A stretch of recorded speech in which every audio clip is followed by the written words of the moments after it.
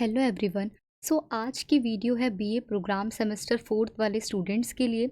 इस वीडियो के अंदर हम ट्रांसलेशन स्टडीज़, जो कि आप लोगों का एक बहुत इंपॉर्टेंट सब्जेक्ट है, इसके इंपॉर्टेंट क्वेश्चन को डिस्कस करेंगे। इस वीडियो के अंदर हमने सभी इंपॉर्टेंट क्वेश्चंस को कवर अप किया जो कि आपके एग्जाम के पर्पस से बहुत ज़्यादा इंपॉर्टेंट है और आपके एग्जाम में आ भी सकते हैं। तो इस वीडियो को लास्ट तक ज़रूर देखना ताकि आप लोगों को पता चले कि किस तरीके से क्वेश्चन आते हैं और हमें उन्हें किस तरीके से करना होता है। तो अगर हम ट्रांसलेशन स्टडीज के सिलेबस की बात करें तो इसमें हमारे पास 5 यूनिट्स होती हैं, जिसमें यूनिट 1 है इंट्रोड्यूसिंग ट्रांसलेशन। यूनिट सेकंड के हमारे पास 2 पार्ट होते हैं, जिसमें से ए होता है brief theory of linguistics, morphology, phonology, syntax, and then B part होता है defining the process of translation, analysing transference, destructing through critical examination of diverse translated text. Then we have third unit types and modes of translation, then fourth unit practice of translation, and last fifth issues in translation। तो basically ये subject translation के पर ही है। इसमें जो translation में हमें issues होते हैं, जो चैलेंजेस आते हैं, उसके टाइप्स क्या होते हैं, उसके मोड्स क्या होते हैं,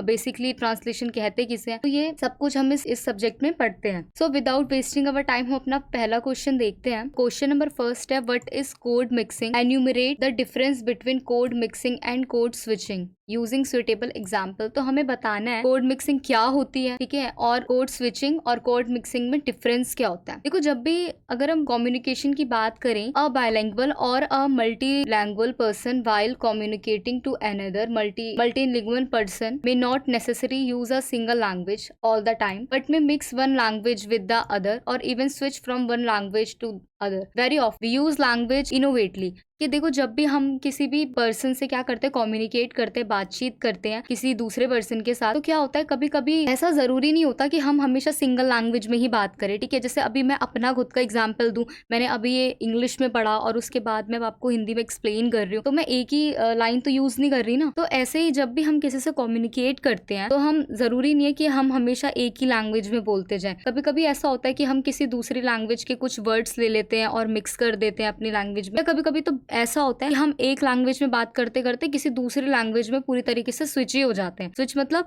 उस लैंग्वेज को यूज करने लग जाते हैं, ठीक है, कि आधा तो बोला इंग्लिश और उसके बाद पूरी बात मैंने कह दी हिंदी में, तो इसे कहते हैं स्विचिंग। लेकिन अगर मैं पढ़ाते पढ़ाते कुछ वर्ड्स इंग्लिश के यूज कर रही हूँ और कुछ उसमें हिंदी यूज कर रही हूँ, तो वो होती है कोड मिक्सिंग, जब हम दो लैंग्वेज को क्या करते हैं, मर्ज कर देते हैं। देन अगर कोड मिक्सिंग की बात करें कि कोड मिक्सिंग क्या होती है, तो देखो, code mixing is a linguistic situation where a person mixes two language in a single sentence message. यानी कि कोड मिक्सिंग क्या होती है कि जब भी कोई इंसान बात करते वक्त दो लैंग्वेज को आपस में मिक्स कर दे, मर्ज कर दे और उससे एक सेंटेंस फ्रेम हो, ठीक है, यानी कि एक ही सेंटेंस के अंदर दो लैंग्वेज को मिक्स करना कहलाता है कोड मिक्सिंग। और ऐसा नहीं है कि इसमें हम पूरी पूरी लैंग्वेज को मिक्स कर देते हैं, ठीक है, मतलब कि दूसरी लैंग्वेज से कुछ वर्ड्स और कुछ एलिमेंट्स को लेना ही क्या होता है, कोड मिक्सिंग होता है। जैसे कि अगर मैं आपको एग्जाम्पल दूं, तो यहाँ पे एग्जाम्पल है, सॉरी यार, कुछ इंपॉर्टेंट काम आ गया है, मैं आज शॉपिंग के लिए नहीं आ पाऊंगा। अब इसमें सॉरी वर्ड इंग्लिश है, इंपॉर्टेंट वर्ड इंग्लिश है, शॉपिंग इंग्लिश है, लेकिन अगर हम बाकी सेंटेंस की बात करें, जैसे कि इस सेंटेंस में कुछ वर्ड है यार, कुछ काम आ गया है, के लिए नहीं आ पाऊंगा, जो ये कुछ मेन वर्ड्स है वो कौन से, हमारी जो लोकल हिंदी लैंग्वेज होती है उससे है। तो इसमें दो लैंग्वेज मिक्स है, जैसे कि सॉरी यार, सॉरी इंग्लिश, यार हिंदी, देन उसके बाद इसने अपनी लैंग्वेज यूज करके शॉपिंग वर्ड इंग्लिश का डाल दिया। तो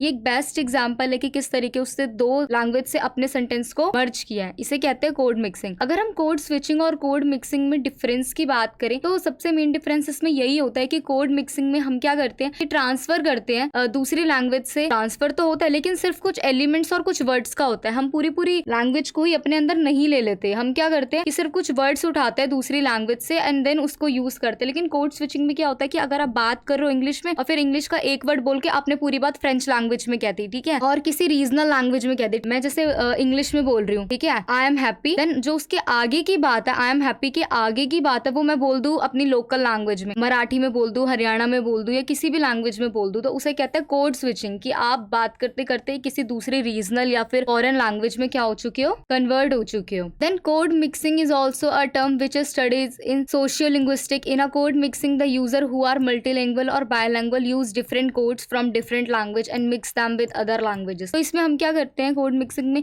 कि कुछ वर्ड्स किसी भी लैंग्वेज के कुछ कोड्स को उठाते हैं और उसे दूसरी लैंग्वेज के साथ मिक्स कर कर देते हैं। लेकिन इसमें क्या होता है, code switching occurs mostly in bilingual communities. ये ज्यादातर किस में होता है, बाइलिंगुअल कम्युनिटीज में होता है, जिन्हें 2 या 2 से ज्यादा लैंग्वेजेस आती हैं। Speakers of more than one language are known for their ability to code switch और mix their language during their communication. तो इस दौरान क्या होता है, जो भी स्पीकर होता है वो क्या करता है, अपनी लैंग्वेज के साथ साथ और भी वो जिस जिस लैंग्वेज को बोलने में एबल होता है उन सबको क्या कर देता है, मिक्स कर देता है कम्युनिकेशन के दौरान। In code mixing the speaker use words from another languages which is also known lexical variation in language. इसे क्या बोलते हैं, जब भी कोई स्पीकर दूसरे लैंग्वेज से कुछ वर्ड्स को डालता है तो इसे लेक्सिकल वेरिएशन भी बोलते हैं। ठीक है, जिसमें इसका मीनिंग क्या होता है, लेक्सिकल आइटम्स। लेक्सिकल आइटम्स होते हैं कुछ वर्ड्स, ठीक है, कोई भी स्पोकन वर्ड किसी भी स्पोकन लैंग्वेज के लिए यूज करना। एंड अगर हम बात करें कोड स्विचिंग की, as Aronoff and Miller indicate, जैसा कि एरेनॉफ और मिलर ने बताया है, many linguistic have stressed the point that switching between language is a communicate option available to a bilingual member of a speech community, just as switching between styles और dialect is an option for the monolingual speaker. तो इसके दौरान क्या होता है, एरेनॉफ और Miller ने बताया है कि जब भी हम किसी भी पॉइंट को स्विच करते हैं, किसी भी लैंग्वेज से अपनी लैंग्वेज में कम्युनिकेट करते हैं, तो इससे क्या होता है कि हमारे जो स्विचिंग करते हैं तो 2 लैंग्वेजेस, उनके स्टाइल, उनके डायलेक्ट क्या होते हैं, आपस में मर्ज हो जाते हैं, कन्वर्ट हो जाते हैं। तो अगर हम कोड मिक्सिंग का एग्जांपल ले, yesterday I went to market and bought some vegetables, aloo, gobhi etcetera. तो इसमें उसने पूरी बात इंग्लिश में बोली है, देन जो उसने वेजिटेबल के नाम लिए जैसे आलू और गोभी, तो ये उसने हिंदी में बोला, तो उसने इंग्लिश और हिंदी को मिक्स किया, कुछ एलिमेंट मिक्स किए बस, जैसे सिर्फ आलू और गोभी, ठीक है, आलू गोभी मिक्स किया उसने बस हिंदी का, बाकी पूरी लैंग्वेज नहीं ले लिया। देन अगर हम कोड स्विचिंग के एग्जांपल्स की बात करें तो इसमें है आर वी ईटिंग चेस्ता मेरे दिमेन। तो अब ये चेस्ता मेरे दिमेन क्या है, ये तो मुझे भी नहीं पता, ये फ्रेंच लैंग्वेज है, तो इसने फ्रेंच लैंग्वेज में कुछ कहा है। आर वी ईटिंग हम सबको पता है कि इंग्लिश का वर्ड है कि हम कुछ खा रहे हैं। अब ये आगे है जो चेस्ता मेरे दिमेन, ये एक फ्रेंच लैंग्वेज यूज की गई है। सवेती आई होमवर्क तबा, तो आई homework is an English word, ठीक है, जो आई होमवर्क है वो एक इंग्लिश वर्ड है, और जो ये तबाइक है वो अराबिक है। तो इसने अराबिक लैंग्वेज और इंग्लिश लैंग्वेज को क्या करा है, मिक्स किया है, तो ये होती है code switching. In conclusion we can say that कि जो कोड मिक्सिंग होती है वो वर्ड्स को, फ्रेजेस को या फिर किसी भी लैंग्वेज के स्ट्रक्चर को मिक्स करती है एक सिंगल सेंटेंस में,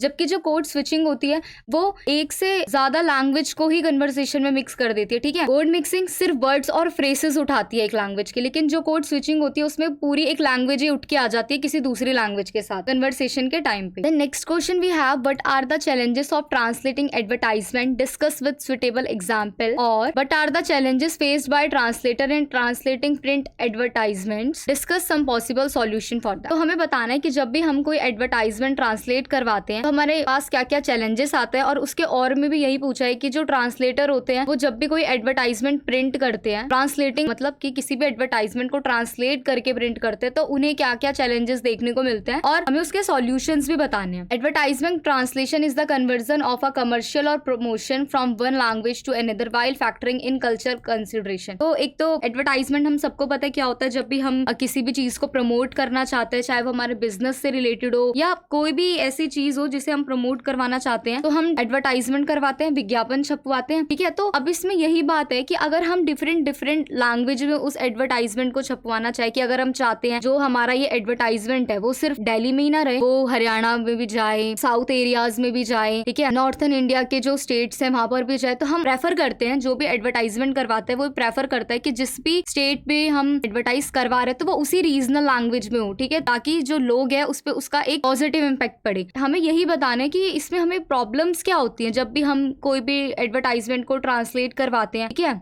अपने प्रोडक्ट के लिए। तो अब अगर हम चैलेंजेस की बात करें, ठीक है, अगर हम चैलेंजेस की बात करते हैं जो ट्रांसलेटर फेस करते हैं ट्रांसलेट करते वक्त एडवर्टाइजमेंट, देखो डिफिकल्टी इन ट्रांसलेटिंग मोटोज और स्लोगन्स। हम एडवर्टाइजमेंट को अच्छा बनाने के लिए उसमें कुछ स्लोगन्स डालते हैं, उसमें कुछ मोटोज डालते हैं ताकि जो पढ़े उसे अच्छा लगे। ठीक है, जो भी एडवर्टाइजमेंट आता है टीवी पे उस एड में एक स्लोगन हमेशा होता ही है। अगर जैसे कि आपको एग्जाम्पल दूं, डिटर्जेंट पाउडर आता है घड़ी, ठीक है, घड़ी एक डिटर्जेंट पाउडर, उसकी एड हम सबने देखी होगी, तो उसका एक स्लोगन है, पहले इस्तेमाल करे फिर विश्वास करे। तो जो ये स्लोगन है वो कैसे डाला है, वो इसलिए डाला गया है कि जो भी उस डिटर्जेंट का एड देख रहा है, उस वॉशिंग पाउडर का एड देख रहा है, तो वो उस पर इम्पैक्ट पड़े। ठीक है, तो इसी तरीके से स्लोगन्स और मोटो होते हैं किसी भी एडवर्टाइजमेंट में। Translating mottos can be quite hard, mottos को, स्लोगन्स को ट्रांसलेट करना हार्ड होता है। क्यों? The motto of a brand in one language can not be exactly translated into another language. किसी भी ब्रांड का जो स्लोगन होता है एक लैंग्वेज में, जब कोई भी स्लोगन होता है तो वो दूसरी लैंग्वेज में एग्जैक्ट ट्रांसलेट नहीं होता होता, वही सेम उसका मीनिंग नहीं रह जाता। इससे क्या होता है कि उसका जो मीनिंग होता है वो बदल जाता है और जो ओरिजिनल मैसेज है वो पहुंच ही नहीं पाता लोगों तक। तो जो ब्रांड होता है वो खुद में ही सेटिस्फाई नहीं हो पाता, क्योंकि अब चेंज ही हो गई है लाइन, तो फिर क्या हो सकता है। तो इसीलिए ये प्रॉब्लम आती है कि भाई जो स्लोगन्स और मोटो है वो ट्रांसलेट नहीं हो पाते, और इससे जो ब्रांड की वैल्यू होती है वो भी क्या होती है, डिल्यूट हो जाती है, बहुत उस पर इफेक्ट पड़ता है। Then next point is cultural offences. अब professional translation services used here should possess sound knowledge about the local language and culture of the target audience। एक तो जो भी ट्रांसलेट कर रहा है, प्रोफेशनल जो ट्रांसलेशन सर्विसेज होती है उसमें ये जानकारी अपने माइंड में रखी जाती है कि लोगों को, ठीक है, लोगों को अगर एडवर्टाइजमेंट उन्हीं की लोकल लैंग्वेज में मिले, उन्हीं के कल्चरल लैंग्वेज में मिले तो एक बहुत ही अच्छा इम्पैक्ट पड़ता है। लेकिन अब इसमें भी क्या प्रॉब्लम आती है कि अगर हम कोई चीज ट्रांसलेट कर रहे हैं उनकी लोकल लैंग्वेज में, अगर उसका मीनिंग चेंज हो गया तो क्या होंगे, वो हर्ट हो सकते हैं या फिर ऑफेंड हो सकते हैं, ठीक है। क्योंकि जब भी हम ट्रांसलेट करते हैं तो जो एग्जैक्ट मैसेज होता है, जो ओरिजिनल मैसेज होता है, वो कभी कभी जो उसकी कॉपी होती है, ठीक है, जब उसको ट्रांसलेट किया जाता है तो उसका मीनिंग ना बिल्कुल ही बदल जाता है। तो कभी कभी ऐसा होता है कि उसका मीनिंग कुछ इस तरीके से हो जाता है कि जो सामने वाला बंदा है वो उसे पढ़ता है तो वो हर्ट हो जाता है या फिर अपने कल्चर को लेके ऑफेंड हो जाता है। तो इस बात का भी ध्यान रखना होता है कि कोई भी ऑडियंस, पब्लिक इससे टारगेटेड ना हो और वो उसके ऊपर जो भी हमारा प्रोडक्ट है उसका बैड इम्पैक्ट ना पड़े। इसीलिए इस बात को ध्यान में रखा जाता है कि कोई भी कल्चरल ऑफेंसेस ना हो। ये भी एक बहुत बड़ी प्रॉब्लम आती है ट्रांसलेटर के सामने। Then next point is budget. जब भी हम कोई भी चीज, अपना कोई भी प्रोडक्ट ट्रांसलेट करवाते हैं अलग अलग एरियाज के लिए, अलग अलग लैंग्वेजेस के लिए, तो उसमें भी बजट की प्रॉब्लम आती है। क्यों? क्योंकि अगर हम अलग अलग एरियाज में अपने प्रोडक्ट को प्रमोट करवाएंगे तो एडवर्टाइजमेंट में ऑब्वियसली बात है खर्चा तो आएगा। तो हमें क्या करना होता है, हमें अपने प्रोडक्ट को सिर्फ उन्हीं एरियाज में लॉन्च करना होता है जहां हमें पता चले कि हमारा जो प्रोडक्ट है वो उस एरिया में चल सकता है या फिर अच्छा इफेक्ट उसका पड़ सकता है। तो ठीक है, तो हमें क्या करना होता है कि जब भी हम अलग अलग स्थानों के लिए विज्ञापनों को, एडवर्टाइजमेंट को तैयार करते हैं, ऑब्वियसली ना जब भी हम उसे लॉन्च करते हैं तो उस पर पैसा तो लगेगा। क्या करना चाहिए, रिसर्च करनी चाहिए, किसी भी एरिया का वो डाटा निकाल लेना चाहिए कि वहां पर उस प्रोडक्ट की कितनी नीड है, ठीक है, हम अपने प्रोडक्ट को वहां इन्वेस्ट कर सकते हैं या फिर नहीं कर सकते। तो ऐसा करने से क्या होगा कि हमें एक रीजनल एरियाज की क्या हो जाएगी, पहचान हो जाएगी, और हम सिर्फ उन्हीं एरियाज में एडवर्टाइज करेंगे जहां उस प्रोडक्ट की सच में नीड है। हमारे जो पैसा खर्च होने वाला है, जो हमारा मनी है, वो क्या होगा, सेव हो सकता है। तो बजट पे भी इससे फर्क पड़ता है। Then being precious. अब क्या होता है, when we worked hard to create an advert in one country that has gone down really well, it can be hard to step back and watch transcreation specialist pull it apart piece by piece. Many advertiser feel an urge to hold on to certain elements of the original, however it is advertisable to trust the expect, after all that's why you are paying them for. तो जब भी हम किसी भी देश में विज्ञापन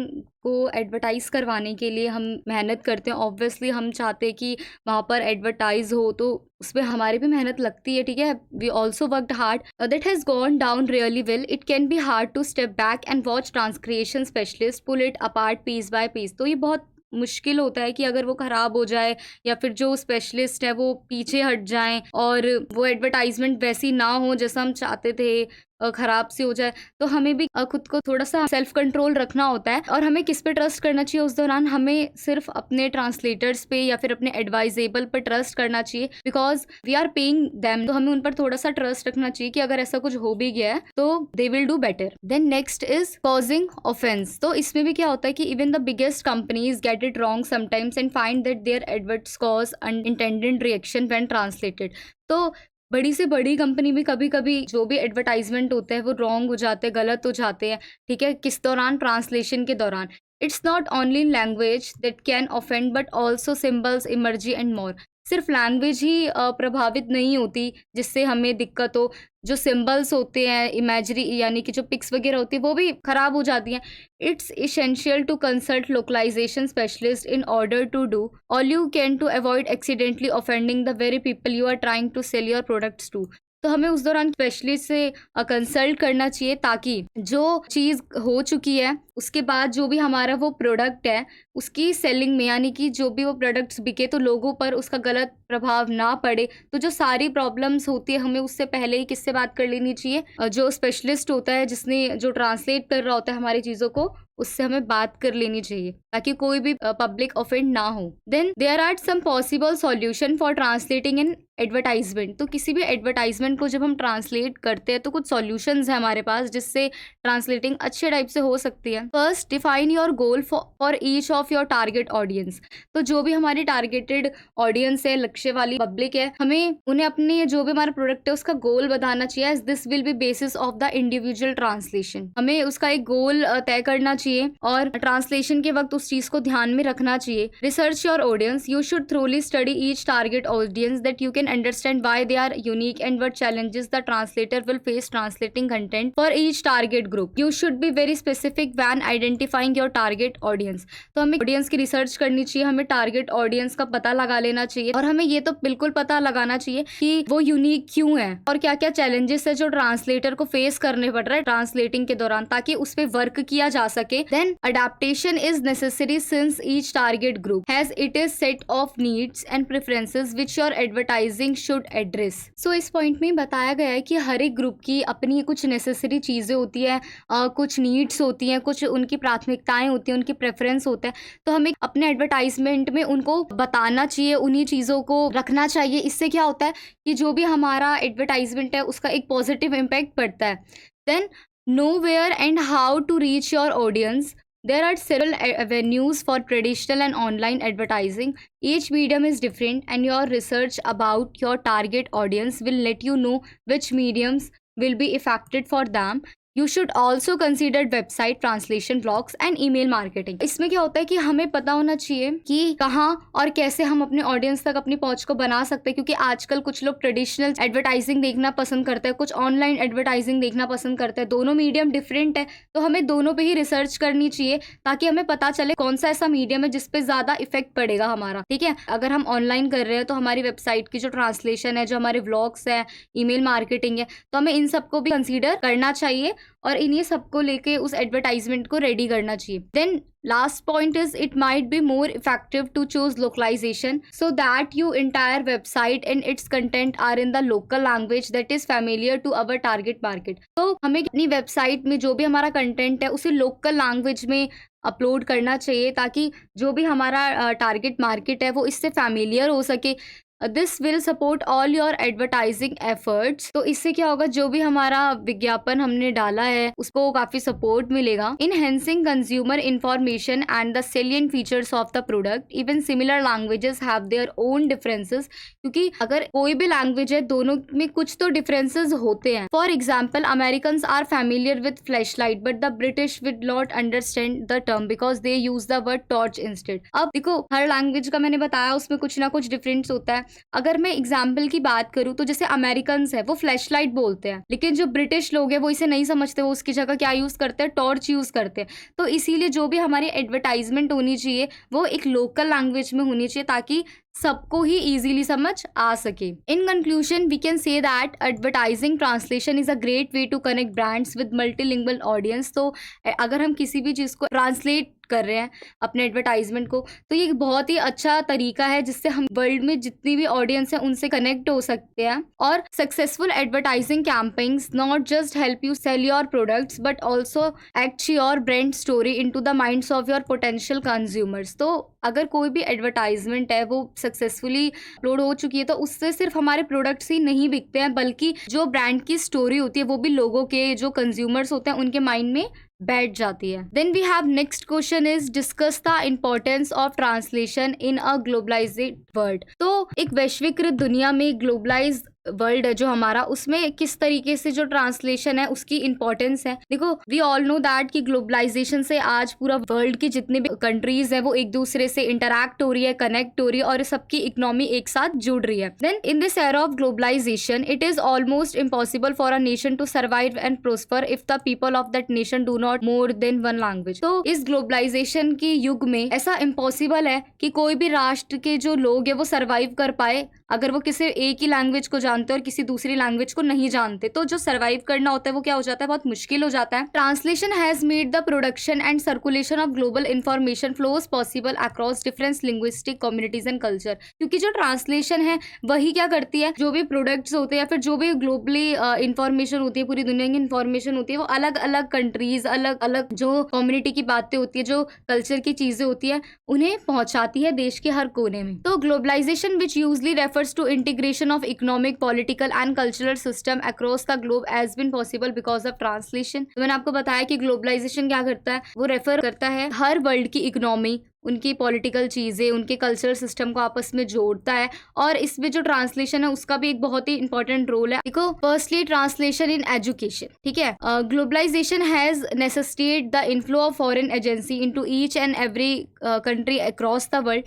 Now students of the developing countries are not required to go foreign countries for higher studies. Either quality higher education is available at their doorstep through the institution of higher learning in their own countries, or they are able to get world class degrees from reputed institution from a campus in their vicinity. So अगर हम translation की importance की बात करें globalisation word में, तो इसमें education में भी जो ट्रांसलेशन है बहुत इंपॉर्टेंट रोल प्ले करती है। अब इतनी सारी हर देश की फॉरेन एजेंसीज हर देश में खुल चुकी है, ठीक है। इंडिया में भी कितनी सारी फॉरेन एजेंसी हैं बाकी वर्ल्ड की कंट्रीज की। तो इससे क्या होता है कि जो भी डेवलपिंग कंट्रीज, यानी कि जो भी विकासशील देशों के जो बच्चे होते हैं, डेवलपिंग कंट्रीज के जो स्टूडेंट्स होते हैं, उन्हें अब फॉरेन जाके पढ़ाई करने की जो भी हायर स्टडीज होती है, तो उसके लिए उन्हें फॉरेन जाने की कोई ज़रूरत नहीं होती। क्यों? क्योंकि वो वही हायर एजुकेशन अपने देश में उसी क्वालिटी में ले सकते हैं। कैसे?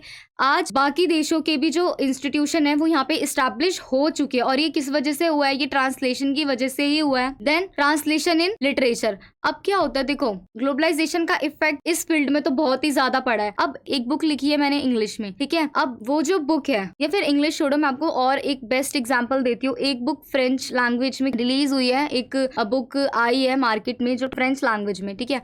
अब हम भी उसे पढ़ना चाहते हैं। अब इसमें क्या होता है कि कोई भी बुक आती है या कोई भी मटेरियल आता है, तो वो अलग अलग लैंग्वेज में क्या हो जाता है, ट्रांसलेट हो जाता है। यानी कि एक ही बुक की बहुत ज्यादा कॉपीज होती है, किसमें डिफरेंट डिफरेंट लैंग्वेजेस में, जैसे इंग्लिश में हो गई, हिंदी में कर दिया उसको, और भी जितनी भी रीजनल लैंग्वेजेस होती है उसमें ट्रांसलेट कर दिया जाता है। क्योंकि बहुत सारे लोग इंग्लिश में ज्यादा कंफर्टेबल है किसी भी बुक को पढ़ने में एज कम्पेयर टू जिस लैंग्वेज में वो बुक लिखी गई है, ठीक है। अब कोई बुक मेरे को दे दी जाए, जब तक मुझे फ्रेंच लैंग्वेज आती नहीं है मुझे नहीं पता, लेकिन अगर उसी बुक की एक कॉपी है जो इंग्लिश लैंग्वेज में है, तो मैं उसको पढ़ना प्रेफर करूंगी खुद के लिए, है ना। तो इसीलिए जो ट्रांसलेशन इन लिटरेचर है, इससे भी ग्लोबलाइजेशन वर्ड में बहुत ही इंपॉर्टेंट रोल प्ले किया है। Then next is translation in science and technology. इससे भी हमें साइंस एंड टेक्नोलॉजी की बहुत सी चीजें पता चलती है अलग अलग लैंग्वेजेस में, ठीक है। In a context like this role of translation become significant. इसमें भी इसका एक महत्वपूर्ण रोल है, because translation fills the global communication gap between the communities speaking different languages. तो इसने किसी भी कम्युनिकेशन में जो गैप होता था डिफरेंट लैंग्वेज यूज करने और किसी कम्युनिटी के बीच, तो उस गैप को भर दिया है, खत्म कर दिया है बिल्कुल ही। अब कोई भी उस लैंग्वेज को पढ़ के समझ सकता है। क्यों? क्योंकि हर एक लैंग्वेज में क्या होता है, जो कंटेंट होता है वो अपलोड होता है। Then next is translation in business and commerce. तो globalisation is generally understood in the business context as a process of making the use और application of a product at the global level, ठीक है। कोई भी product जो global level पर prefer किया जाए, कोई भी business, then we see that globalisation is very pervasive in the field of business and commerce. Because of the disappearance of boundaries, business and commerce have increased manifold. Products once produced and made available in the developed countries in the world are now available in the remote and inaccessible pockets of India. तो देखो, business और commerce पे भी इस translation ने बहुत ही important role play किया है। अगर हम बात करें कि आज कहीं पे कोई प्रोडक्ट बना है, ठीक है, किसी भी दूसरी कंट्री में वो प्रोडक्ट प्रोड्यूस हुआ है, लेकिन आज इंडिया में भी वो प्रोडक्ट आपको इजीली मिल जाएगा। जो भी वो चीज़ है वो आपको इजीली मिल जाएगी। क्यों? Because of globalisation. अब ऐसा नहीं है कि जो बॉर्डर पार की चीज़ है वो हमारे पास नहीं आ सकती। We can share the language, we share the culture, we share everything. That's why when it comes to translation it has completely different significance, ठीक है। तब इसमें एक इंटरनेट ने भी बहुत अच्छा रोल प्ले किया है। Since the emergence of internet and removal of trade barriers across borders, big companies as well as small enterprises are encouraged to go global. This changed business environment has given rise to the use of translation on a large scale of the promotion of the products through advertising in many different languages. कि अब जब से ये trade barriers को हटाया गया है border से, बहुत सारी कंपनियां या फिर हम छोटे एंटरप्राइजेस की भी बात कर सकते हैं जो जुड़ती हैं विश्व के सभी देशों के साथ। तो इसके अंदर जो भी उनका बिजनेस प्रोडक्ट होता है, जो भी उनका कोई ऐसा प्रोडक्ट होता है जिसका प्रमोशन करना चाहते हैं लार्ज स्केल पर, तो वो क्या करते हैं, अलग अलग लैंग्वेजेस में उसे एडवर्टाइज करवाते हैं ताकि उसको प्रमोट हो और वो विश्व के सभी देशों में सभी लोगों को पसंद आए और बिके। Then next is translation in the tourism. तो ये तो देखो बहुत ही ईजी है। हम कहीं पे घूमने भी जाते हैं तो हमें एक गाइड रखना होता है। देखो कोई भी टूरिस्ट गाइड है वो कम से कम इंग्लिश में तो स्पीक करेगा ही, ठीक है। अगर हम घूमने गए हैं, पेरिस घूमने गए हैं, हमें वहाँ पे फ्रेंच लैंग्वेज समझ नहीं आ रही है, तो वो जो टूरिस्ट होगा वो हमारे लिए क्या करेगा, इंग्लिश में बोलेगा। या फिर कोई बाहर से इंडिया में घूमने आया है तो जो यहाँ के टूरिस्ट गाइडर होंगे, जो वो कहना चाह रहे हैं या जो वो पूछ रहे हैं अपने लैंग्वेज में, उसको इंग्लिश में ट्रांसलेट करके बताएगा। तो ट्रांसलेशन का टूरिज्म पे भी बहुत ही एक सिग्निफिकेंट इम्पैक्ट पड़ा है, एक पॉजिटिव इम्पैक्ट पड़ा है। Then in conclusion we can say that कि ग्लोबलाइजेशन की वजह से जो लैंग्वेजेस सर्विस है उनकी डिमांड काफ़ी बढ़ी है, काफ़ी इंक्रीज हुई है। इससे क्या हुआ है कि जितनी भी प्रोडक्ट्स है या जितनी भी चीज़ें वो काफ़ी प्रमोट हुई हैं और इसने काफ़ी एक सिग्निफिकेंट रोल प्ले किया है ये ट्रांसलेटिंग एडवर्टाइजिंग के अंदर। Then next question is using suitable example describe the process of translation. तो हमें बताना है कि ट्रांसलेशन की प्रोसेस क्या होती है, एग्जाम्पल्स के साथ बताना है हमें। तो अगर हम बात करें कि ट्रांसलेशन क्या होता है, तो देखो translation is the process of reworking text from one language into another to maintain the original message and communication. So translation एक ऐसी प्रोसेस होती है जिसमें हमें किसी भी टेक्स्ट पे दोबारा से काम करना पड़ता है, उसको दोबारा से रिफ्रेम करना होता है।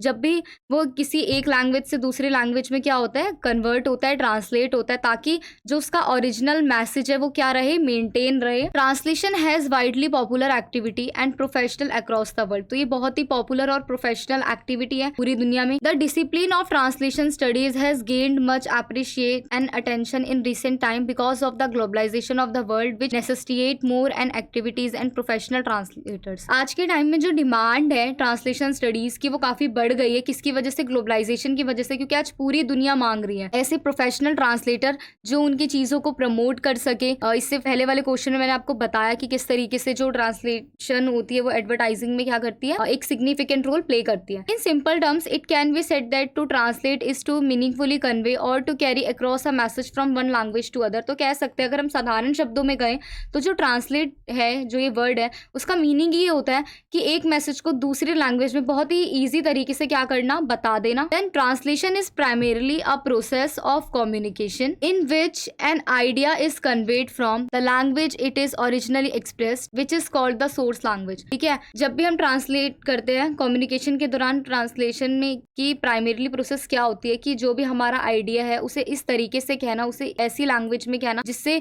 जो हमारी बात है वो ओरिजिनली एकदम साधारण शब्दों में एक्सप्रेस्ड हो जाए। तो इसे सोर्स लैंग्वेज भी कहा जाता है। Into a language comprehensible to target audience which is called target language. अब अगर उसी चीज को प्रमोट करने के लिए हम किसी दूसरी लैंग्वेज का यूज करें अपनी उस टारगेट ऑडियंस के लिए जिसके लिए हम उस चीज को प्रमोट करना चाहते हैं, तो उसे कहते हैं हम टारगेट लैंग्वेज। इसकी जो ट्रांसलेशन की प्रोसेस होती है इसमें बहुत सारे स्टेप्स होते हैं और ये एक पूरी कम्युनिकेशन साइकिल होती है। आप इस फिगर में भी देख सकते हो कि सेंडर मैसेज भेजता है रिसीवर को, फिर रिसीवर उसकी फीडबैक देता है। इस तरीके से पूरी साइकिल चलती रहती है। प्रोसेस ऑफ ट्रांसलेशन, तो इसमें सबसे पहले फर्स्ट पॉइंट है analysis of the text. Reading through a text if possible from start to finish is one of the most important task in the whole translation process. किसी भी translation process का जो main task होता है वो क्या होता है, जिस भी टेक्स्ट को हमें ट्रांसलेट करना है उसे शुरू से लेकर अंत तक ध्यान से पढ़ना। जो टेक्स्ट की ओरिजिनल लैंग्वेज है उसमें क्या क्या चीजें लिखी गई हैं, वो है क्या, वो टेक्स्ट किस चीज के बारे में ये जानना। ठीक है, जो उसका नेचर है यानी कि वो टेक्निकल है, लीगल है, मार्केटिंग है या कुछ और बता रहा है,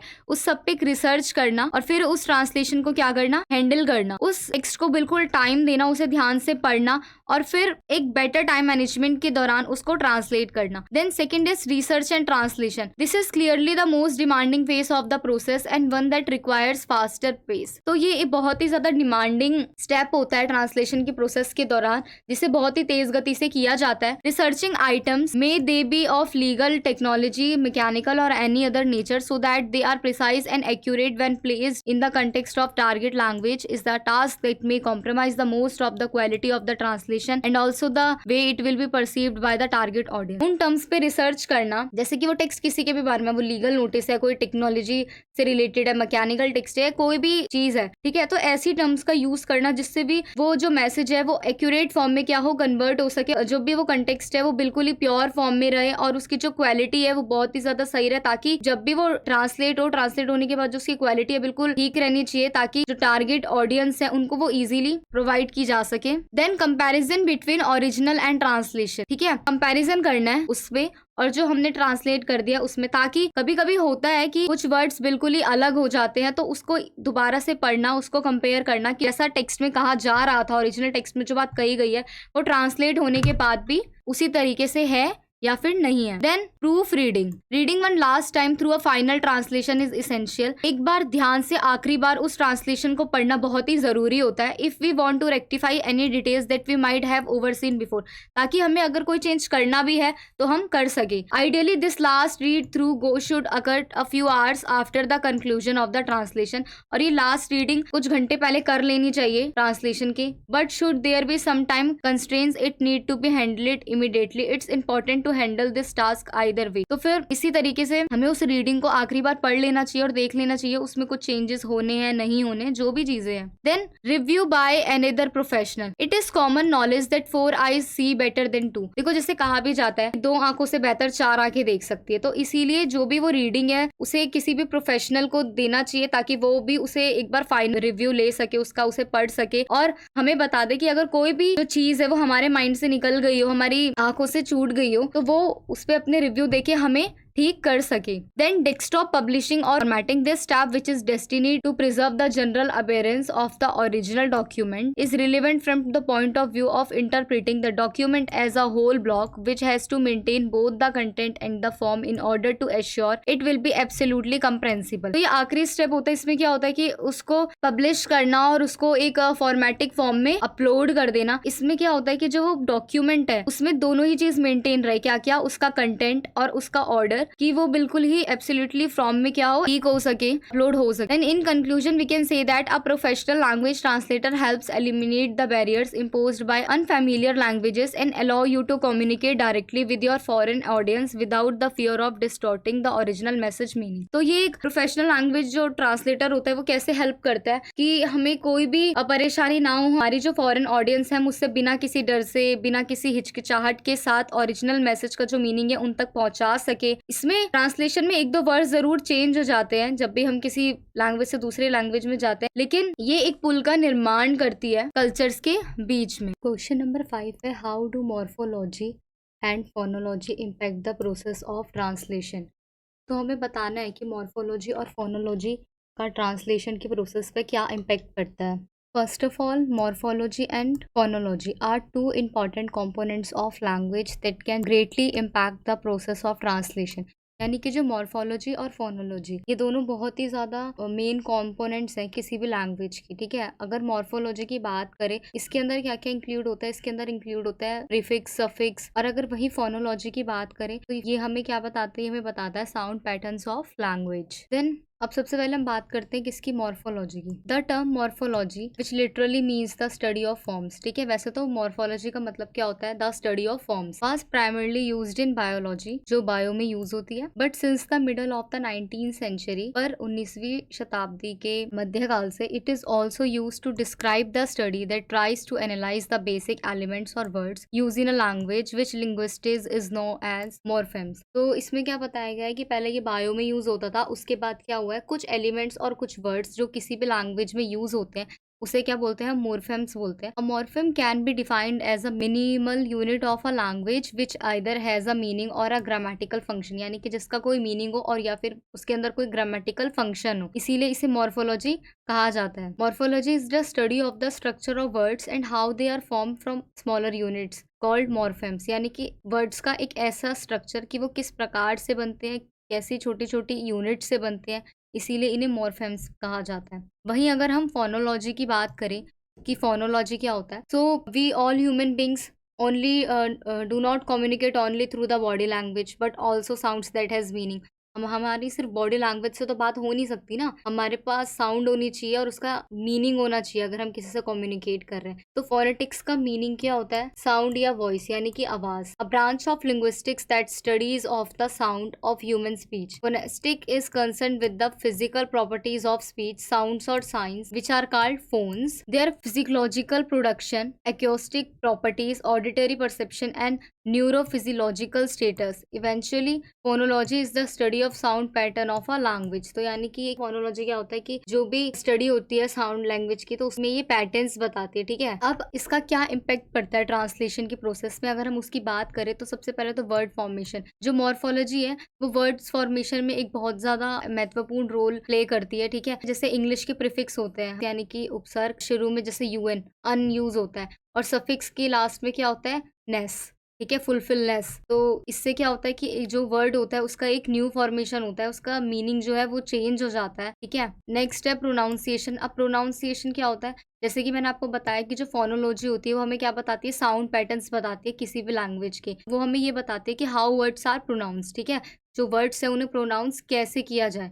कभी कभी ऐसा होता है कि कुछ वर्ड्स ऐसे होते हैं जिन्हें अगर हम बोले, अगर उन वर्ड को हम स्पेल करें तो वो बिल्कुल सिमिलर लगते हैं कि बिल्कुल सेम है, लेकिन उनका जो मीनिंग होता है वो डिफरेंट होता है। जैसे इंग्लिश में मैं एग्जांपल दूं, इंग्लिश में हम बोलेंगे कार, CAR कार, अगर वही हिंदी में हम कार बोले तो KAR होगा वो, ठीक है। तो इससे क्या होता है कि जो प्रोनाउंसिएशन होती है वो डिफरेंट हो जाती है। जो ट्रांसलेटर होता है उसे इन चीज़ों के डिफरेंसेस पता होना चाहिए, वो इन डिफरेंसेस से अवेयर होना चाहिए ताकि वो करेक्ट प्रोनाउंसिएशन कर सके किसी भी ट्रांसलेटेड टेक्स्ट में। Then we have next idioms and expression. देखो मॉर्फोलॉजी और फोनोलॉजी दोनों का ही ट्रांसलेशन पे जो आइडियम्स और एक्सप्रेशन है उनका इफेक्ट पड़ता है, ठीक है। Idioms are phrases that have a figurative meaning that may not be clear from the literal meaning of the words. जो आइडियम्स होते हैं वो ऐसे फ्रेजेस होते हैं जिसमें जो मीनिंग होता है वो जरूरी नहीं है वैसा ही क्लियर हो जो वर्ड्स का मीनिंग होता है उसी के अकॉर्डिंग। लेकिन जैसे अगर हम एग्जाम्पल की बात करें तो एक इंग्लिश का आइडियम है the ball is in your court, ठीक है। अब इसका मीनिंग क्या है ये इससे पता नहीं चल रहा, लेकिन इसका एक्चुअल मीनिंग होता है it's your turn to take action, यानी कि अब तुम्हारी बारी एक्शन लेने की। The meaning can not be inferred from the individual words in the idiom. Similarly, the pronunciation of idioms and expression can vary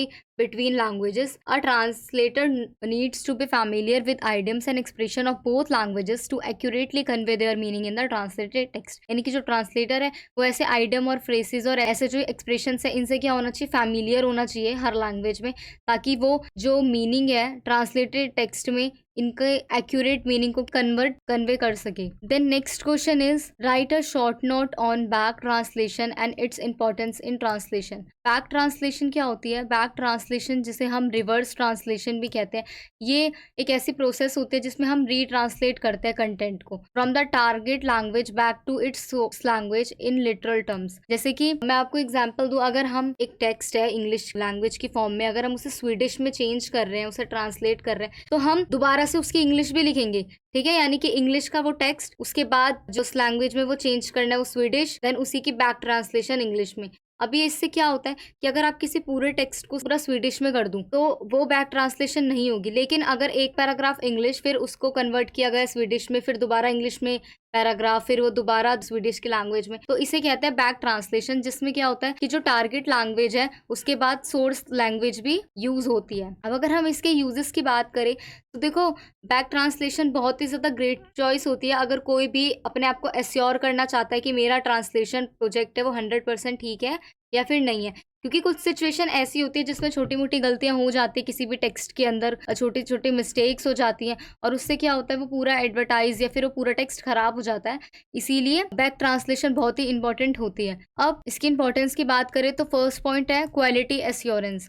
अब अगर जैसे कि in field such as health care जैसी फील्ड्स में जो क्लाइंट्स होते हैं उन्हें ये स्ट्रांगली एडवाइस किया जाता है कि वो बैक ट्रांसलेशन करें, जो भी उनकी रिपोर्ट्स या जो भी उनकी डॉक्यूमेंटेशन होती है उसमें बैक ट्रांसलेशन होनी चाहिए, ताकि वो अपनी medication, clinical trials, patient wellbeing, medical devices उन सबको ईजिली पढ़ सके और समझ सके। इसमें एक हाईएस्ट लेवल ऑफ एक्यूरेसी और सेफ्टी पाई जाती है। Then next is accuracy of localization, ठीक है। अगर मेडिकल फील्ड की बात करें, जो बैक ट्रांसलेशन है उसका वहाँ ज्यादा यूज होता है। कहाँ कहाँ पर? लैब की नोट्स में, इंग्रेडिएंट्स में, साइंटिफिक डाटा में और पैकेजिंग में। It is also beneficial for global market research companies to insure the result are valid for the research target market. और ये ग्लोबल मार्केट के लिए भी बहुत ज्यादा बेनिफिशियल होती है, हेल्पफुल होती है। क्यों? क्योंकि वो ऐसी कंपनियों तक पहुंचने में मदद करती है जहाँ पे टारगेट मार्केट्स पहुंचना चाहते हैं। Next is best for technical translation. Back translation is often used in technical translation to comply with regulatory और legal requirements. For example, for paramedical and medical translation, ethics committees and review boards would require certificates of accuracy and back translation to be submitted along with translated documents for clinical trials। किसी भी medical translation में या फिर committees में या किसी भी review board को जब हम अपने रिक्वायर्ड सर्टिफिकेट जमा कराते हैं एक्यूरेसी के लिए, तो वो लोग बैक ट्रांसलेशन मांगते हैं या फिर हमें बैक ट्रांसलेशन सबमिट भी करवाने चाहिए, ताकि जो वो डॉक्यूमेंट्स है वो उन्हें इजीली समझ सके या फिर उनके बारे में जान सके। Then next is this is to protect material. जो ये मटेरियल होते हैं ये बहुत ही ज्यादा इंफॉर्मेटिव होते हैं और बहुत ज्यादा बेस्ट भी होते हैं। क्यों? क्योंकि इससे क्या होता है, 100% एक्यूरेसी होने के कारण जो इसमें इंफॉर्मेशन होती है वो बहुत ही ज्यादा बेस्ट होती है। और जो रेगुलेटरी रिव्यू प्रोसेस एंड जो रिव्यू बोर्ड्स होते हैं, they are also require back translation to confirm promotional and advertising claims. वो खुद भी बैक ट्रांसलेशन प्रोवाइड करवाते हैं देखने के लिए, जो भी ये कंफर्म करने के लिए जो प्रमोशनल और एडवर्टाइज चीजें हैं वो बिल्कुल प्रॉपर है या नहीं है। Next is for the legal industry. अगर लीगल इंडस्ट्री की बात करें तो ये बैक ट्रांसलेशन वहाँ भी बहुत इफेक्टिव है। वहाँ पे मल्टीलैंग्वेज कॉन्ट्रैक्ट्स होते हैं, ठीक है। कुछ ऐसे होते हैं जो लो क्वालिटी में ट्रांसलेशन हुई होती है, मिस कम्युनिकेशन होती है उस दौरान, तो translation of legal documents is strictly and requires clarity. तो जो भी बैक ट्रांसलेशन होती है उस लीगल डॉक्यूमेंट्स की, वो तुरंत ही इसको प्रोवाइड करवा देती है टारगेट लैंग्वेज को। तो ये मेथड है वो बहुत ही ज्यादा यूजफुल है। Then we have question number 7, what is transcreation, discuss using suitable example. तो क्वेश्चन नंबर 7 पूछता है ट्रांसक्रिएशन क्या होती है, हमें उसको डिस्कस करना है इसके साथ बेस्ट एग्जांपल्स के साथ। तो जो ट्रांसक्रिएशन होती है वो बहुत ही ज्यादा इफेक्टिव होती है किसी भी चीज में। ट्रांसक्रिएशन होती क्या, अगर इस बारे में बात करें तो transcreation is effectively the art of adapting a text into another language, the ideas of modifying, retelling, reworking a text in the same language as that of the source have been in current since times immemorial. तो क्या होता है कि जो भी ट्रांसक्रिएशन होती है वो प्रभावी रूप से एक टेक्स्ट को दूसरे टेक्स्ट में बदलने की एक कला होती है, ठीक है। लैंग्वेज की एक कला होती है, मतलब उसी भाषा में किसी भी चैप्टर को संशोधित करा जाता है, उसे दोबारा लिखा जाता है या फिर उस पर दोबारा काम करने के बारे में सोचा जाता है। Hence one finds different versions of the same story in the same language, as it particularly true in the case of classics and religious stories. Again there is the perennial dilemma of the limit of creativity of the translator, but nevertheless such translation are as popular as the originals। यानी कि क्या होता है इसमें कि एक ही कहानी के, जैसे हम देखते हैं एक ही कहानी के बहुत सारे संस्करण होते हैं। संस्करण मतलब होता है वर्जन्स, ठीक है। तो एक ही कहानी के अलग अलग संस्करण मिलते हैं जो एक ही भाषा में होते हैं, ठीक है। जैसे क्लासिकल और रिलीजियस स्टोरीज की, तो इसमें तो ये मेनली होता ही होता है। और ये सारे जो ट्रांसलेशन होते हैं वो उतने ही पॉपुलर होते हैं जितने की ओरिजिनल टेक्स्ट होते हैं popular. Then suitables example of transcreation. अगर इनके एग्जाम्पल्स की बात करें तो सबसे पहले तो Coca Cola adapting all of their content for each country, ठीक है। जो कोका कोला ब्रांड है उसने हर कंट्री से अपने लिए कंटेंट को क्या किया, रेडी किया। अब Coca Cola transcreates a lot of its content, उसने अपने कंटेंट में बहुत सारे ट्रांसक्रिएट्स किया। We are not just talking about its slogan, हम सिर्फ उनके स्लोगन की बात नहीं कर रहे। The band has transcreated entire website for each country specific market so that the text, tone, visuals and market materials are all design to appeal to a specific audience and culture. और सिर्फ हम slogans की बात नहीं कर रहे, इस brand ने क्या क्या ट्रांसक्रिएट किया, हर कंट्री की वेबसाइट्स, उनके जो स्पेसिफिक मार्केट है, जितने भी टेक्स्ट है, टोन है, विजुअल्स है और जो भी मार्केटिंग मटेरियल्स है, उन सबको इन्होंने डिजाइन किया स्पेशली किसके लिए, ऑडियंस के लिए और वहाँ के कल्चर के लिए। Then next is make coat with Nike. अब नाइकी भी एक बहुत ग्रेट एग्जांपल है, where a straight translation of key marketing messages like their famous slogan. इनका फेमस स्लोगन क्या था, just do it doesn't have the same impact in foreign language as in English. इसका slogan था just do it, लेकिन अब इसका impact same foreign language में वैसा ही नहीं पड़ेगा जैसे कि हमें इंग्लिश लैंग्वेज में लग रहा है। क्यों? क्योंकि Nike brilliantly apply transcreation translation to its Chinese commercial by producing a series of marketing campaign that communicate the intended meaning of just do it with visuals and words scripted to convey the meaning behind the slogan। मैंने आपको अभी भी बताया था क्या होता है कि कोई भी हम स्लोगन को ट्रांसलेट करते तो उसका वही मतलब नहीं रह जाता जो कि उसकी ओरिजिनल लैंग्वेज में था। तो ऐसे ही नाइकी के साथ भी हुआ कि जब भी वो कम्युनिकेट कर रहा था उसके साथ पूरा जो भी वो मार्केटिंग कैंपिंग या उसकी एक सीरीज से जुड़ गई थी और उसका जो स्लोगन था वो जस्ट डू इट बहुत ही स्क्रिप्टेड और ऐसा था जो किसी भी मीनिंग को क्या कर रहा था, कन्वे कर रहा था। एक मीनिंग था, एक स्क्रिप्ट थी उस स्लोगन को लिखने के पीछे। Next is Red Bull adapting their colors. Another of our favorite transcreation example is done right is Red Bull foray into China. Red Bull has built its brand around the idea that the beverage will help you achieve more and more with its energy introducing formula. After all, it gives you wings. तो जो Red Bull है उसने भी ट्रांसक्रिएशन किया Red Bull में, ठीक है, इसके लिए चाइना के लिए इसने अपने आप का एक ब्रांड बनाया, ठीक है। और इसमें क्या कहा जाता है कि जो ये बेवरेज है, जो ये ड्रिंक है, वो ज्यादा से ज्यादा एनर्जी देती है और इसका एक फॉर्मूला भी है जैसे कि after all it gives you wing. अगर हम फेलियर ऑफ ट्रांसक्रिएशन की बात करें तो फर्स्ट है Pepsi bringing people back to life in China, ठीक है। ये फर्स्ट है। इसमें क्या है कि in the 60s Pepsi launched a campaign using their slogan come alive you are in the Pepsi generation. However when the brand launched the same campaign in China it translated to this Pepsi bring your ancestors back from the dead. Clearly transcreation took the day off for this camping. अब इसमें क्या बताया गया है कि 60 के दशक की बात है, पेप्सी ने अपने नारे का उपयोग करते हुए एक अभियान, एक कैंपेन स्टार्ट किया था जिसका स्लोगन था come alive you are in the Pepsi generation, यानी कि जिंदा हो आप पेप्सी पीढ़ी में हैं। हालांकि जब ये इस ब्रांड ने चीन में वही कैंपेन शुरू किया और इसको ट्रांसलेट जब किया गया तो वो बिल्कुल ही बदल गया। उसकी ट्रांसलेशन हुई Pepsi bring your ancestor back from the dead, यानी कि पेप्सी आपके पूर्वजों को मृत अवस्था में वापस लाती है। तो ये जो ट्रांसक्रिएशन हुआ तब से फिर ये अभियान बंद ही हो गया क्योंकि बिल्कुल ही ये गलत ट्रांसलेट हो गया था। उसके बाद अगर हम सेकंड एग्जांपल की बात करें तो ये था eat your fingers with KFC. KFC के साथ भी एक मुद्दा हुआ था। Things were equally as wrong for KFC when they are translated their famous finger licking good slogan for a Mandarin audience and it's a great example of why literal translation doesn't necessary work in other culture and language. KFC famous slogan became eat your fingers off when translated for the Mandarin market were certain this was not the message KFC wanted to impact overseas। जैसे कि KFC के लिए चीजें बहुत गलत हो गई थी कब, जब उसने मंदारिन दर्शकों के लिए अपनी प्रसिद्ध स्लोगन था फिंगर लिकिंग गुड उसको ट्रांसलेट किया, ठीक है। अब सबको पता है कि जितनी भी ट्रांसलेशन होती है उसकी जो संस्कृति और जो भाषाएं होती हैं वो एक साथ काम नहीं कर पाती है, कुछ ना कुछ चीजें उसमें गलत हो ही जाती हैं। तो जब मंदारिन बाजार के लिए इसको ट्रांसलेट किया गया तो इसका ये जो स्लोगन था वो पता है क्या बन गया, वो बन गया अपनी उंगलियों को खाओ। तो इससे क्या हो गया, ये वो संदेश तो बिल्कुल नहीं था जो केएफसी बाकी दुनिया में देना चाहता था। तो ये भी एक प्रॉब्लम है। Then next is Dove body positivity camping when negative in China. Dove made big ways in America for its body inclusivity messaging featuring women of all shapes, size and ethnicities to communicate that beauty comes in all forms, not just model type women. However, their campaign promote real woman body images was a huge failure in China. Why? Because the Chinese could not accept the idea of less than perfect models advertising a beauty product. तो इसमें क्या होता है कि जो Dove है, ठीक है, उसने अपने आपको प्रमोट करने के लिए क्या किया, अमेरिका में इसकी एक बहुत बड़ी वेव लेकर आया। उसमें उन्होंने बहुत अच्छा एक मैसेज दिया कि जो एड है, इसकी जो एडवर्टाइजमेंट है, उन्होंने सभी आकार और सभी जाति की महिलाओं को दिखाया था। सुंदरता सभी के रूपों में आती है, वो सिर्फ मॉडल प्रकार की महिलाओं के लिए नहीं होती, वो सबके लिए होती है, ठीक है।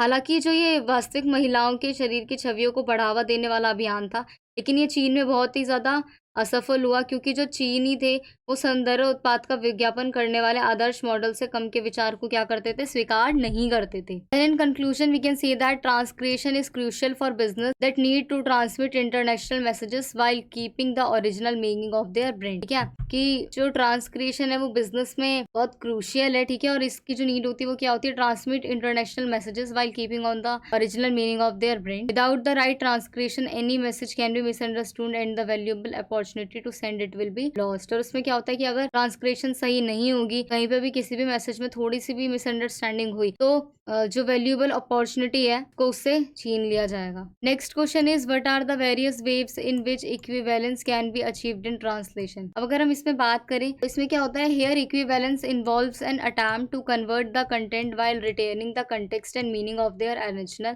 ठीक है, कि जब भी हमें किसी भी टेक्स्ट को कन्वर्ट करना होता है, किसी भी कंटेंट को कन्वर्ट करना होता है, तो हमें उसके मीनिंग को ध्यान में रखना चाहिए। Many view languages as having equivalent words and the translating from one to another simply involves finding a match that can not be farther from the truth. तो इसमें कहती है कि जब भी हम बहुत सारी जब लैंग्वेज होती है, अगर उनकी इक्विवेलेंट वर्ड्स की बात करें, उसको समान रूप से समझे, ट्रांसलेटिंग जो होती है वो अलग अलग वर्ड्स में, सिंपली वर्ड्स में from one to another simply involves finding a match. तो types of equivalence in translation की बात करें तो सबसे पहले होता है फॉर्मल इक्विवेलेंस। फॉर्मल इक्विवेलेंस में क्या होता है कि सिर्फ मैसेज पे अटेंशन दिया जाता है, सारा ध्यान मैसेज पे दिया जाता है, फॉर्म और कंटेंट पे भी दिया जाता है। One is concern that the message in the receptor language should message as closely as possible the different elements in the source language. जब उसका पूरा ध्यान मैसेज पे हो जाता है तब उसकी लैंग्वेज और बाकी चीजों से इम्पैक्ट डाला जाता है। Then dynamic equivalence. Dynamic equivalence क्या होता है कि जब ये ट्रांसलेटर कल्चर और लिंग्विस्टिक्स एक्सप्रेशन पे फोकस करे तो उसे अपने आप अकॉर्डिंगली हमें करते रहने देना चाहिए, क्योंकि in other words the translator tries to figure out the closest natural equivalent to the sources language messages. तो इसमें यही बताया गया है कि अगर हम दूसरे शब्दों में कहें, जो ट्रांसलेटर होते हैं वो हर एक चीज को फिगर आउट करने की कोशिश करते हैं। अगर हम वेव्स की बात करें इक्विवेलेंस की ट्रांसलेशन में, फर्स्ट है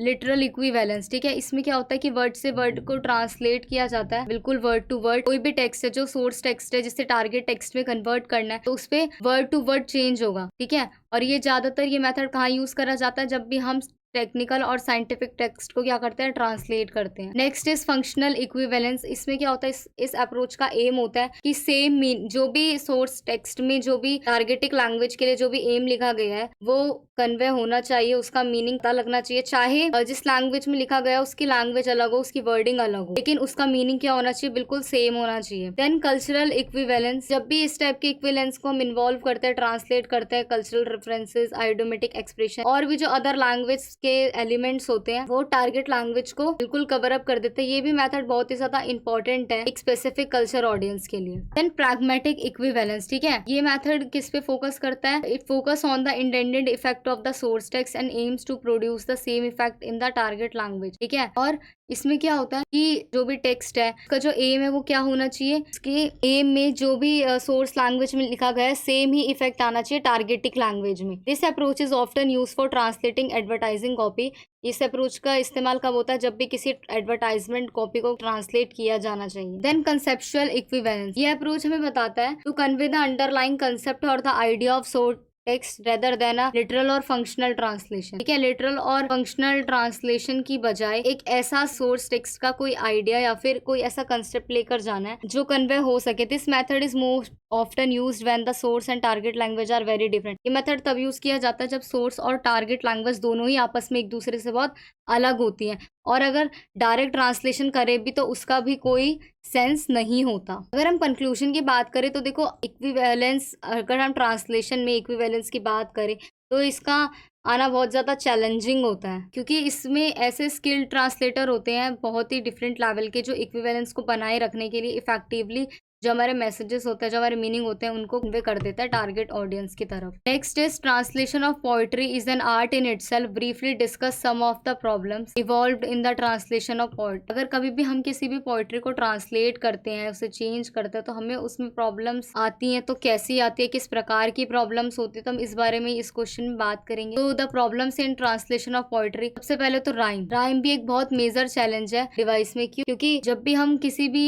पोएम को, किसी भी चीज को, पोएट्री को ट्रांसलेट कर रहे होते हैं, तो फिर हमें उसका ओरिजिनल मीनिंग पता होना चाहिए कि क्या है, क्योंकि जो राइम्स होती है जब उन्हें ट्रांसलेट किया जाता है तो वो एक नई लैंग्वेज बन जाती है। ठीक है, उसका मीनिंग वो नहीं निकलता जो हमने सोच के उससे स्लोगन बनाया होता है। Rhythm and meter. तो rhythm in poetry is related to matching number of syllables in each line and linguistic have to find meaningful words that find in terms of rhythm and rhyme। ठीक है, जो rhythm है वो एक ऐसी poetry में ऐसी चीज होती है जो उसका पूरा ध्यान है वो मीनिंगफुल वर्ड्स को ढूंढने में ही निकल जाता है। There is a high chance that a simple change in the meter can lead to adverse impacts on the flow of a poem and to avoid such situation translator will use their expertise to find a decent word that perfectly fits in the place. कभी कभी ऐसा होता है कि कोई एक ऐसा word होता है जो हमें एक अवॉइड सी सिचुएशन में क्रिएट कर देता है, और जिससे एडवर्टाइजमेंट क्या होती है, बेकार हो जाती है। तो जो ट्रांसलेटर होता है उसको एक्सपर्टाइज से बात करके इस प्रॉब्लम का सॉल्यूशन हमेशा निकालना चाहिए। Then next is metaphors. अब मेटाफर्स को तो ट्रांसलेट करने में वैसे ही बहुत बड़ी प्रॉब्लम आती है। अगर जब भी हम पोइट्री को ट्रांसलेट करते हैं तो उसमें अगर हम मेटाफोर्स को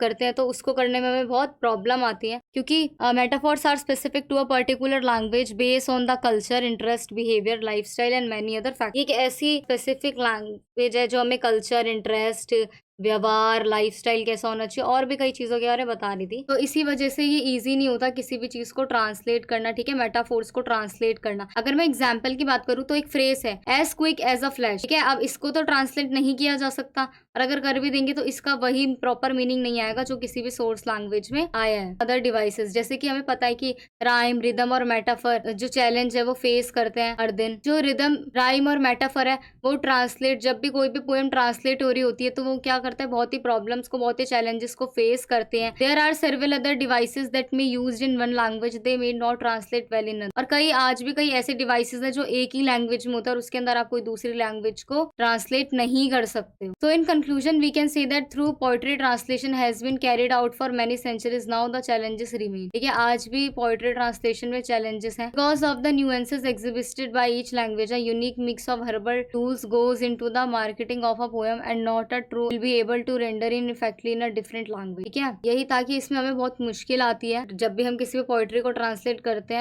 क्वेश्चन नंबर 10 है, comment on the way in which the ideology of gender can impact the process of translation or critically reflect on the issues of gender and translation। तो इसमें हमें बताना है कि जब भी हम किसी चीज़ को ट्रांसलेट करते हैं, जो भी ट्रांसलेशन की प्रोसेस होती है उसमें जो जेंडर है उसका क्या इफेक्ट पड़ता है या फिर वो कैसे इम्पैक्ट करता है किसी भी ट्रांसलेशन की प्रोसेस को। तो सबसे पहले तो हमें पता होना चाहिए कि जेंडर ट्रांसलेशन क्या होती है। The idea of gender is a debated one and in relation to translation it takes into account the gender of the writer, reader, translator in order to reach a conclusion. At certain times, the gender of the writer and the gender of the reader slash translator contribute towards the process of writing, reading and translating। तो इसमें हमें ये बताना है कि जो भी लिंग होता है, लिंग इट मीन्स की मेस्क्यूलर और फेमिनिन, स्त्रीलिंग पुल्लिंग होते हैं ना, जैसे तो उस जेंडर की यहाँ पे बात हो रही है कि जब भी हम किसी भी ओरिजिनल टेक्स्ट को ट्रांसलेट करते हैं तो जो भी वो राइटर होता है, चाहे वो राइटर हो, चाहे रीडर हो या फिर ट्रांसलेटर हो, उसे हमेशा जेंडर को ध्यान में रखना चाहिए किसी भी चीज को ट्रांसलेट करते वक्त। क्यों? क्योंकि जो लिंग है उसका एक बहुत ही इफेक्ट पड़ता है राइटिंग, रीडिंग और ट्रांसलेटिंग में। तो देन अब हम देखते हैं कि क्या क्या इश्यूज हैं प्रोसेस ऑफ ट्रांसलेशन में जेंडर की वजह से। फर्स्ट है grammatical gender. Grammatical gender describe nouns that are assigned gender, as I mentioned above, using the example of trees being masculine in Spanish but feminine in Portuguese. Some language also use neutral nouns which are neither masculine or nor feminine। तो इसमें हमें साफ लिखा गया है कि जो grammatical gender होते हैं तो वो नाउन्स को डिस्क्राइब करते हैं। अब देखो, अगर मैं एग्जांपल दूं तो जो ट्रीज है उसको मैस्कुलिन माना जाता है कहाँ पर, स्पेनिश में, लेकिन पोर्टुगीज में उसे फेमिनाइन। तो अब लैंग्वेज अलग हुई तो नाउन्स भी बदल गए। कुछ लैंग्वेज ऐसी भी है जिसमें नाउन्स न्यूट्रल रहते हैं, ना वो मैस्कुलिन में माने जाते हैं ना ही वो फेमिनाइन में माने जाते हैं। तो इसी तरीके से this means that a translator who is working on converting a document from English to French, for example, इसमें अगर हम बात करें कि जब भी कोई ट्रांसलेटर किसी भी चीज को, किसी भी डॉक्यूमेंट को कन्वर्ट करे, जैसे कि इंग्लिश से फ्रेंच में करे, एग्जाम्पल के लिए बोला है इंग्लिश टू फ्रेंच, अगर ट्रांसलेट करे, then needs to translate gender accurately for each noun. तो उसे ट्रांसलेट करते वक्त हर नाउन के लिए जो जेंडर है वो उसे एक्यूरेटली लिखना चाहिए, सही लिखना चाहिए। This kind of translation from a natural gender language to a gendered language also mean paying particular attention to verb endings and adjectives, which may also change within gendered language as a result of particular noun being used। तो उसे जब भी वो किसी भी original document को translate करे या उसे कन्वर्ट करे तो उसे इस बात का ध्यान रखना चाहिए कि जो चेंजेस हुए हैं उसमें जो वर्ब की एंडिंग्स है, जो एडजेक्टिव्स है, जो नाउन है वो प्रॉपर है या नहीं है, क्योंकि उससे भी कि वो जो ट्रांसलेशन है वो गलत हो जाती है। Then second is gender and social assumption। Our relationship with such social assumption is changing but slowly। यानी कि अगर हम सामाजिक धारणाओं के साथ बात करें तो जो इसके रिलेशन है वो क्या हो रहे, बदल रहे, लेकिन कैसे, धीरे धीरे। Translation gender issues can arise as a result of our ingrained assumption।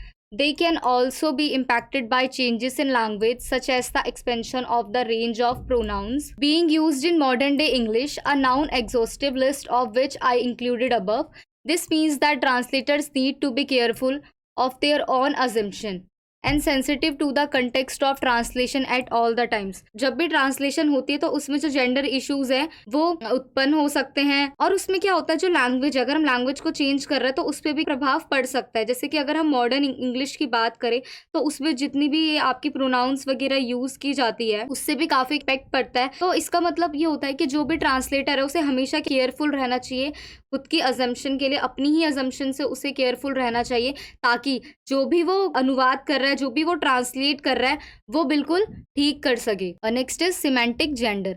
With grammatical gender, the assignation of a noun as either masculine or feminine is often arbitrary and does not relate to the item being described. With semantic gender, the meaning of the noun does determine its gender.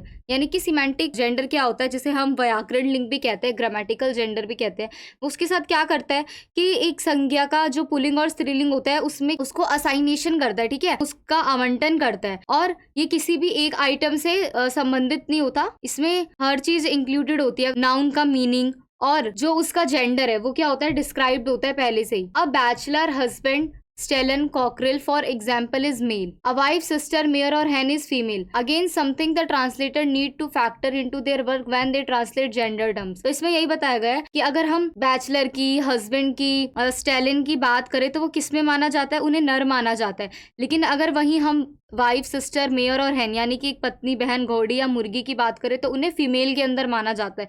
तो इसी प्रकार से कहा गया है कि जब भी जो ट्रांसलेटर्स हैं वो अगर जेंडर वर्ड्स का इस्तेमाल करें तो उन्हें बहुत ही तरीके से उसको ट्रांसलेट करना चाहिए। Then next is cultural differences. Cultural differences कैसे इफेक्ट करते हैं? Gender roles and identities can very widely across cultures. Translator need to be aware of this differences to ensure that they are accurately reflecting the culture context of the original text. यानी कि जो भी लैंगिक भूमिकाएं और पहचान होती है वो हर संस्कृति की डिफरेंट होती है। तो जो ट्रांसलेटर होते हैं उन्हें जो भी डिफरेंसेस है इनके बारे में पता होना चाहिए, वो पहले से जागरूक होने चाहिए, ताकि वो ये ध्यान में रख सके कि जिस भी कंटेक्स्ट को उन्होंने ट्रांसलेट किया है वो बिल्कुल अच्छे से ट्रांसलेट हुआ है या नहीं हुआ है। उसकी वजह से कोई कल्चर पर कोई फर्क तो नहीं पड़ रहा है, क्योंकि हर लैंग्वेज में, हर जेंडर में जो ये संस्कृतियां होती हैं, जो पहचानें होती है वो डिफरेंट होती है। तो इस वजह से ये बात की गई है। Then next bias and stereotypes. A translator need to be careful not to perpetuate gender biases or stereotypes in their translation. For example, if a text refers to a doctor as he in the original language, the translator should not automatically assume that the doctor is male and translate the text accordingly.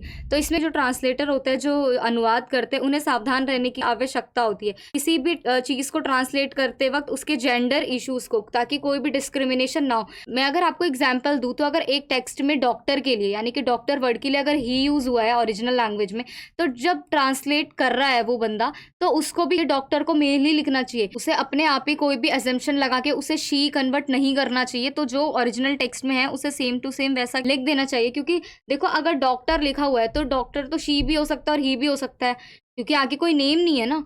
तो इसीलिए कहा गया है कि जो original text में, अगर original text में डॉक्टर के लिए ही वर्ड का यूज हुआ है तो वो ही रहना चाहिए, उसे अपने अकॉर्डिंग शी नहीं करना चाहिए। Then in conclusion we can say that translating gender is a complex issue that requires translator to be aware of differences in grammatical gender culture attitudes towards gender and gender biases in the source text. निष्कर्ष में हम क्या कह सकते हैं कि जो translating जो जेंडर इशू है वो बहुत ही ज्यादा कम्प्लेक्स इशू है, ठीक है, और इससे ये होता है कि जो ट्रांसलेटर्स हैं उन्हें अवेयर रहना चाहिए किस चीज के बीच, जो भी ग्रामेटिकल जेंडर कल्चर एटीट्यूड और जेंडर के प्रति जितने भी डिफरेंसेस हैं उन्हें उन सबसे अपेयर रहना चाहिए, ताकि वो बिल्कुल ही एक्यूरेट और एप्रोप्रिएट ट्रांसलेशन कर सके। Next question is give English equivalents of the following. तो आपको इस क्वेश्चन में क्या होगा, कुछ आइडियम्स, कुछ फ्रेसेस दे रखे होते हैं और हमें ना उन्हें कन्वर्ट करना है इंग्लिश में। बहुत ही बेसिक सी इंग्लिश इसमें यूज होती है, जैसे कि इसमें है बूंद बूंद से सागर भरता है, यानी कि many a pickle makes mickle. Then next is इधर कुआं उधर खाई, between the devil and the deep sea, एक तीर से दो निशाने, kill two birds with one stone. So इसी अकॉर्डिंग ये आपको कुछ फ्रेसेस और आइडियम्स दिए गए होते हैं, तो हमें इन्हें पढ़ना होता है और इन्हें पढ़ने के बाद इंग्लिश में इन्हें इस तरीके से लिखना होता है। Then we have next question is translate the following into Hindi. अब जैसे कि इस क्वेश्चन क्वेश्चन में हमने देखा था कि हमें हिंदी दे रखी थी, हमें इंग्लिश में उसे ट्रांसलेट करना था। तो इस तरीके से इसमें हमें इंग्लिश दे रखी है, हमें क्या करना है उसे हिंदी में। फर्स्ट है अ ब्लेसिंग इन डिसगुइज। अब डिसगुइज मतलब होता है कोई भी दुख, तो क्या होगा, दुख के भेस में सुख। Then next is call it a day, यानी कि अंत करना। Then get out of hand, हाथ से निकल जाना। मिस द बोट, मौका गवा बैठना। देन अंडर द वेदर, यानी कि अस्वस्थ महसूस करना। तो क्या होता है कि इसमें भी हमें कुछ आइडियम्स और फ्रेसेस दिए गए होते हैं इंग्लिश के, और उसे हमें किस में कन्वर्ट करना होता है, हिंदी में। Then next question is translate the following passage into Hindi. तो इसमें क्या होता है कि आपको एक पैसेज दे रखा होता है, ये पैसेज है हमारे पास, इसके ऑप्शन में दूसरा पैसेज भी है, हमें इसको पढ़ के हिंदी में लिखना होता है। देखो हमें एक डिफिकल्ट पॉइंट हमें कब आता है, जब हमें इंग्लिश को बोलने में थोड़ा सा डरते हैं, लेकिन ये होता है कि अगर हमें कुछ इंग्लिश में दे रखा है तो हम उसे पढ़ के ना समझ जाते हैं कि अच्छा इस पैसेज में इस चीज के ऊपर बात की गई है। तो हमें बहुत इजीली पहले पैसेज को रीड करना होता है, और फिर जो भी हमें थोड़ा बहुत समझ आए कि अच्छा इसमें ऐसा है वैसा है, ये चीजें लिखी गई हैं, तो हमें उसको बहुत ही सिंपल हिंदी में लिख देना चाहिए। यानी कि इस पैसेज में हमें जो समझ आए हमें उसे किस में लिखना होता है, हिंदी में। तो ये बहुत ईजी होता है।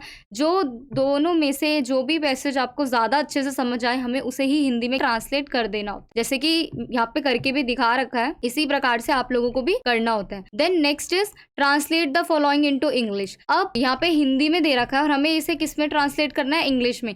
तो ये भी बहुत ही सिंपल पैसेजेस होते हैं, इसमें भी 2 ही ऑप्शन है, तो दोनों में से जो आपको ज्यादा इजी लगे उसको आपको ट्रांसलेट कर देना होता है इंग्लिश में, जैसे कि आपको दिख रहा होगा यहाँ पे कर रखा है। इस पैसेज में ध्यान देने वाली बात ये होती है कि जो भी पैसेज हमें दे रखा होता है, अगर वो पास्ट में, जैसे कि उसमें था, थे, ये सब यूज हो रहा है, तो वो पास्ट टेंस में फॉर्म्ड होगा। तो इसमें हमें टेंसेस का थोड़ा सा ध्यान रखना चाहिए कि अगर है यूज हो रहा है उसमें, तो फिर उसमें प्रेजेंट टेंस यूज होगा, लेकिन अगर उसमें था, थी ये वर्ड यूज हो रखे हैं तो वो पास्ट टेंस में होगा, ठीक है, वॉज वर्ग का वहां पर यूज होगा। तो इस चीज को, टेंसेस को ध्यान में रख के ही हमें इंग्लिश में इसे सॉल्व करना होता है। ये भी ज्यादा मुश्किल नहीं, इजी ही होता है। तो आज की इस वीडियो में इतना ही। मैंने इस वीडियो के अंदर एग्जाम से रिलेटेड जितने भी आपके इंपॉर्टेंट क्वेश्चंस हैं उन सबको बहुत ही अच्छे से एक्सप्लेन कर दिया है। आई होप आपको ये वीडियो समझ आई होगी। अगर आपको फिर भी किसी क्वेश्चन में कोई डाउट है तो आप कमेंट सेक्शन में मुझसे पूछ सकते हैं। बाकी अगर आप हमारे चैनल पे नए हैं तो प्लीज आप हमारे चैनल को सब्सक्राइब कर दीजिए और इस वीडियो को ज्यादा से ज्यादा शेयर कीजिए, ताकि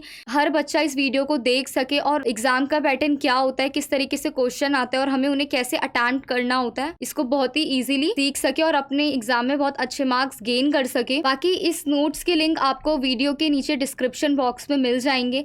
तो मिलते हैं नेक्स्ट वीडियो में। Thank you.